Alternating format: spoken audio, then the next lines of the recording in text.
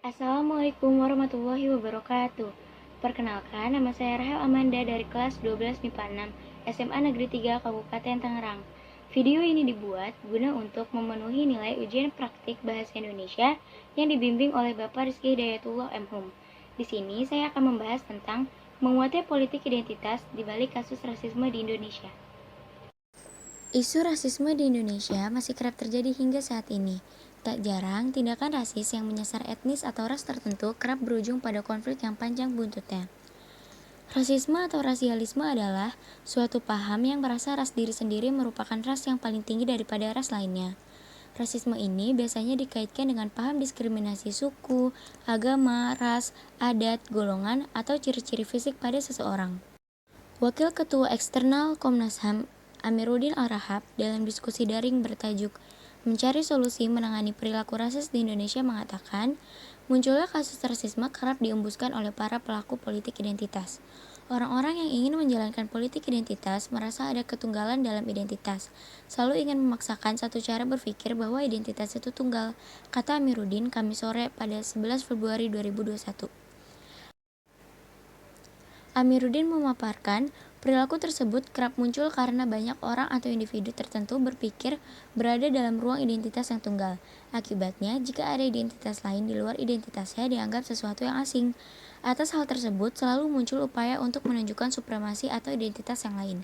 Padahal, lanjut Amiruddin, individu atau suatu kelompok tidak pernah berdiri secara tunggal. Dia bisa saja berubah dan banyak orang itu punya identitas.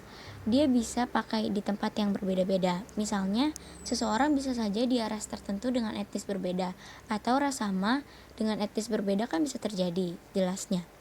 Pasalnya, tindakan rasis terhadap dua etnis tersebut kerap melahirkan kebencian berulang, bahkan ketakutan secara kolektif yang dibangun oleh momen politik tertentu. Diskriminasi terhadap ras atau etnis tertentu kerap lahir dari ucapan atau ujaran yang merujuk pada warna kulit, juga jenis rambut. Mariana Amiruddin selaku Wakil Ketua Komnas Perempuan mengatakan, semua ciri biologis yang menjadi ujaran diskriminasi itu adalah bentuk perendahan martabat yang kemudian menimbulkan penindasan dan konflik. Misalnya istilah kulit putih disebut sebagai tidak berwarna, sementara yang lain berwarna.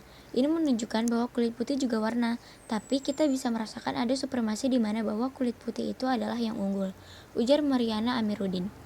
Selain itu, belum lama ini, Ambrosius Nababan mendadak diperbincangkan publik karena perjanjian rasis terhadap mantan anggota Komisi Nasional Hak Asasi Manusia Natalius Pigai. Dalam laman Facebooknya, Nababan yang juga Ketua Umum Relawan Pro Jokowi Amin mengunggah foto Pigai disandingkan dengan foto gorila karena Pigai mengkritisi penggunaan vaksin produksi Sinovac dalam vaksinasi COVID-19 di Indonesia. Dalam unggahan lainnya, Nababan juga mengomentari pemberitaan yang menyatakan Pigai bahwa rakyat menolak vaksinasi COVID-19. Unggahan Nababan itu telah diadukan sejumlah pihak ke Kepolisian Daerah Polda Papua Barat.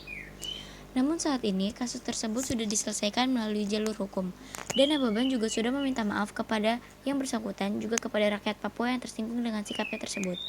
Tak hanya itu, mahasiswa Papua di Indonesia juga sering mengalami diskriminasi di lingkungannya. Beberapa perwakilan mahasiswa Papua juga pernah menyuarakan haknya melalui video wawancara yang diupload ke media sosial BBC News Indonesia. Untuk mengatasi hal tersebut, menurut saya, kita sebagai manusia seharusnya bisa menerapkan sikap saling menghargai dan menghormati segala perbedaan yang ada. Sesuai bunyi semboyan negara kita, Bhinneka Tunggal Ika, yang artinya walaupun berbeda-beda tetapi tetap satu juga. Dengan begitu, tidak akan ada lagi rasisme atau diskriminasi ras, suku, maupun budaya antar sesama. Hidup juga akan menjadi lebih tentram dan nyaman. Cukup sekian dari saya, kurang lebihnya mohon maaf. Wassalamualaikum warahmatullahi wabarakatuh.